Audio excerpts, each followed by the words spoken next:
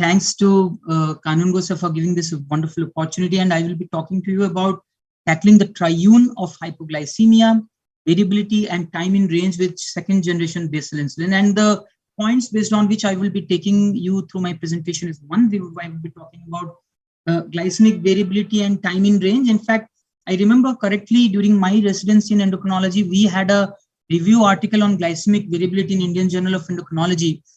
And I clearly remember we were focusing on two basic aspects. It is the postprandial hyperglycemia and hypoglycemia. So we need to avoid both these. And after that, there has been a sea change. We have this incorporation of time in range, which is actually helping us a lot. Then what about the global recommendations addressing the hypoglycemia, GV and TIR with basal insulin therapy? And on top of that, I would be comparing generation second basal insulin analogs in the light of TIR. And obviously, we have learned from our teachers. We have esteemed teachers, Ashok Das sir, Jain Panda sir, Kanun Gosa, and a lot of our colleagues and seniors who have taught us that, yes, gone are the days when we were taught about only the triad during our MBBS days. And that has moved on to the XAD with incorporation of nocturnal hypoglycemia, glycemic variability. So we are trying to increase the scope of our treatment. And what exactly it is? So the glycemic variability basically refers to the fluctuations in blood glucose levels, both peaks and troughs, and that should be within day, that is intraday, and also day to day, that is interday variation. And why exactly it is important? Because this variation is associated with a high oxidative stress, and also there is an increased risk of severe hypoglycemia, and that dents our efforts of giving the patient a good glycemic control, because the patient is basically afraid of any more upscaling of therapy. And what exactly is glycemic variability and how it is associated with complications? If you look at the wonderful article by Ampiers et al., it says that the glycemic variability is associated with markers of endothelial and cardiovascular damage.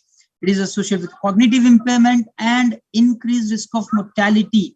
So that's what in patients with type 2 diabetes and acute myocardial infarction. So you have all the complications lined up in front of you, and they get upscaled whenever there is a component of high glycemic variability. And the A1C, yes, it again is very, very important. We understand that, but then A1C doesn't give us the holistic view of what exactly is happening to the blood glucose profile of that particular patient. You can see you have a patient, there are three scenarios over here. You can see in some, there is a good amount of time which is being spent within the blood glucose range that we want the patient to be in. But then there is another scenario where most of the times, or a good number of times, the patient is not within the target. And the three basic terminologies that are being used, the TIR, TAR, that is time above range, and TBR, that is time below range.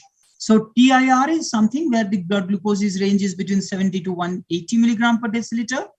And TBR, below range, that is less than 70. And then TAR is more than 80. Again, it is divided into two categories. One is high, which is 180 to 250, and one is very high, which is more than 250, that is level 2 and level 1. Again, we also have level 1 hypoglycemia, where it is glucose is between 54 to 69, and level 2 hypoglycemia when the glucose goes below 54. And what are the outcomes if TIR is not maintained? So now we have solid evidence backing the utility of TIR, and when it is deranged by 10%, you can see the retinopathy risk goes up by 64%, nephropathy risk increased by 40%, and neuropathy risk increased by 25%. And also there are initial evidence which says that these are surrogate markers of microvascular complications like CIMT also gets increased, and it is a wonderful article from our Sanjay Kalra sir. And the guidelines have been evolving. We have moved on from lot many changes. There have been a panoramic change in lot many things that we used to do traditionally, but then we have in ADA 2021, which says CGM as an important tool for hypoglycemia prevention. And what about the recommendation of TIR? I think we all have been listening to it time and again, because this has almost become routine to listen to it in many of the conferences we have been getting information about it. But then again, to make things simpler, in type 1 and type 2 diabetes, more than 70% of the time, the patient has to be within the range, less than 25% between 180 to 250, and less than 5% should be below more than 250. And obviously, less than 5% of the time, he should be going into hypo. But again, this goes on changing. This is more or less same for the pregnant individuals, but then older, high risk, which is type 1 and type 2 diabetic patients, the time in range can be shortened, as we all understand, so as not to push the patient towards more of hypoglycemia. But then pregnancy, gestational and type 2 diabetes, the target in range is very, very high, as you can see. And then if you look at the Indian guidelines, which again is led by Sanjay Kalra sir, you can see in adolescents, more than 80% in type 1 diabetes and more than 70% in type 2 diabetes. Adults, it comes a bit low, more than 70% in adults, and for title control, more than 80%, pregnancy, more than 80%, elderly, more than 80%. And TIR based on complications profile. So this article is basically wonderful because it takes into account lot many factors, the age, the type of diagnosis, the presence of complications. So here you can see if the patient is having high risk of hypoglycemia, people with microvascular complications, people with macrovascular complications, and people with concomitant infection. So there are different guidelines or different recommendations as per the different types of patients that we select. And suboptimal clinical utilization of TIR, yes, actually belonging to a place like Berhampur. In fact, some days back, we had a discussion with Abhay and Sambit, and I was saying it is not very easy on my part to get this done routinely, even when I clearly understand that there is an indication. So what exactly is the practical thing that we can do? But we can at least go for the treatment solutions which can take care of TIR, even though not continuously monitored. And we understand the traditional the loopholes with the insulin. It can give rise to a lot of glucose fluctuations. It can give rise to hypoglycemia. So the basic question comes to in mind that can insulin address TIR? And if yes, which amongst the insulins would address the TIR better? And yes, the peak has to be taken care of. The troughs has to be taken care of. The peak it is caused by the glycemic excursion post-meal. Basal insulin glargine effectively controls PPG excursions by hitting the base of fasting. And basal offers flexibility of using PPG targeting OADs. And obviously by the troughs, they would be addressed by lesser risk of glargine versus NPH and lesser risk with glargine versus premix. That's a well understood point. Even minor hypoglycemia erodes patients' confidence in insulin. And it's a routine practice whenever there is a patient who is facing an episode of hypoglycemia. He tries to switch the therapies. He tries to switch the treating physician, and at the end he ends up with a bad state of glycemic control. And obviously, it is one of the most common and feared adverse effects of insulin therapy and greatest barrier to maintenance of near normal glycemia. And suboptimal insulin experience steer patients away from good glycemic control. And if you just look at the figures, it says 1 in 5 patients with type 2 diabetes achieve less than 7% with insulin therapy, and 2 in 5 patients with type 2 diabetes reduce their insulin dose after a minor episode of hypoglycemia. 77% of patients who experience hypoglycemia after 6 months of the insulin initiation had discontinued within 1 year. So now I would be coming to the end portion of my topic. Second generation basal insulins evolved keeping patients in mind. So the glargine 100 and detamir were better than NPH because of less variable absorption and longer duration of action. But then we have the newer second generation basal, the glargine 300 and the degludec, have less variability and more prolonged duration of action, more than 24 hours. And you can see the timeline of the development of the different types of insulins. And I'm going to focus on the BRIGHT study, first head-to-head trial of glargine 300 versus degludec 100. And at the end of week 24, you can see at the bottom, there is a titration period and there is a maintenance period. And at the end, what you can find is that the A1C achieved at the end of the treatment is not different. That means it is non-inferior as far as the A1C is concerned. But then hypoglycemia is something which, as we have been talking throughout, in the initial phase, that is the titration period from 0 to 12 weeks, less than 70 and less than 54. the incidence and event rates were significantly lesser with glargine 300 versus degludec 100. This is about the anytime 24-hour hypoglycemia. But then when you come to nocturnal hypoglycemia, in the titration phase, the event rates, that is with glucose less than 70 milligrams, were significantly lesser with glargine 300. But if you look at the other parameters, they were non-significantly lesser in favor of glargine 300. And this probably sums up the entire finding of this wonderful study. Anytime less than 70 milligram, 26% lesser. Anytime less than 54, 37% lesser. Any event rate of anytime confirmed hypoglycemia, 23% lesser, and event rate of anytime confirmed hypo less than 54 is 43% lesser, and event rate of nocturnal confirmed hypoglycemia is 35% lesser. So early hypoglycemic events, those are very, very important. When you are in the stage of titration, when you want to upscale the therapy and want the patient to come to control, if that stage you are having hypoglycemia, that basically hampers your chances of increasing the dose and getting the patient to control. So let us examine how second generation basal insulin address the GV and help people to win time in range.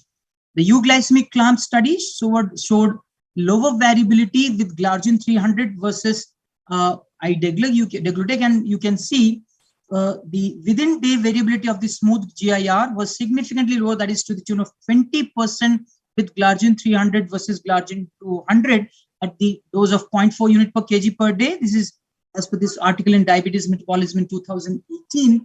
And there is the further data. It was in Diabetes Care November 20. There is a 22% greater insulin peak with degludec 100 versus glargine 100 on left half of yours.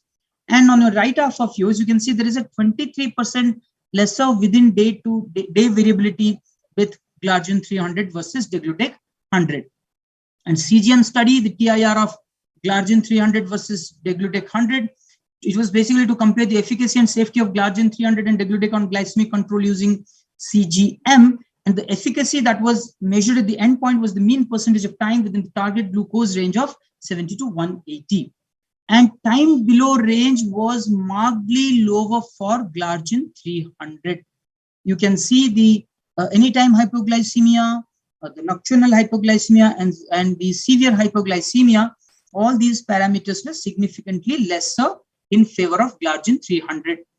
And T2DM using the flash glucose monitoring study, TIR of again glargine 300 versus degludec 100. Again, the efficacy endpoint was to look at the mean percentage of time within the target glucose range of 70 to 180.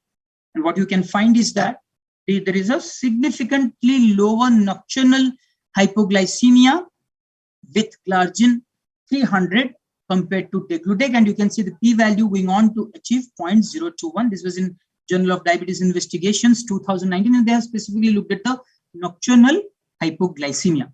And this is OneCare. This is a real-world evidence in adult type 1 diabetes using CGM glargine 300 versus glargine 100. I'm not going into the details of this study in the interest of time, but then they were trying to look at the percentage of TIR, that is 70 to 180, the secondary endpoints like percentage of TAR, percentage of PBR, and safety, that is number of hyper and hypoglycemic events.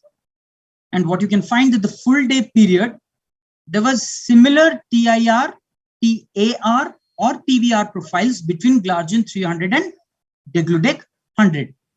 When you come to the night period, there were differences favoring glargine 300 for TIR, both the values, that is 70 to 140 and 70 to 180, and TAR. So this study, it was a poster in the EASD 2020 that goes on to conclude that in real world setting in adults with type 1 diabetes, the effectiveness and safety of glargine 300 was similar to degludec 100 in those switching from first generation basal insulin. However, more people on glargine 300 remained within target glucose range at night versus degludec 100. An ongoing first multi-center head-to-head continuous glucose monitoring study. This is the study designed to compare the second generation glargine 300 versus degludec 100, 12-week RCT collecting CGM data over 20 consecutive days. And the endpoints that they're going to look at is the CGM metrics at TIR, GV, 7-point SMBG, and HbA1c. So that basically brings to the end of my presentation. Yes, it is clearly understood that glycemic variability and the time in range is associated with increased risk of severe hypoglycemia, diabetic complications, and reduced quality of life. As GVN-TIR is important yet seldom measured, yes, there are limitations in many places. It is recommended to go for a treatment solution which take care of TIR even though not regularly monitored. So probably we need to have molecules having safety data and efficacy data as far as the GVN-TIR is concerned, and replicate that into our practice, which we can use it more often. And second generation basal insulin demonstrated lesser risk of hypo and improved GVN-TIR than other insulin regimens. And amongst the two basal insulins that we have discussed just now, the Glargine 300 and the Degludec, Glargine 300 has demonstrated lesser risk of hypoglycemia during the titration period and better GVN-TIR profiles. Thank you all for the patient listening. Thanks again, Kanungo sir, Jayant Ponda sir, and especially Ashok Das sir for the wonderful opportunity. Over to the organizers.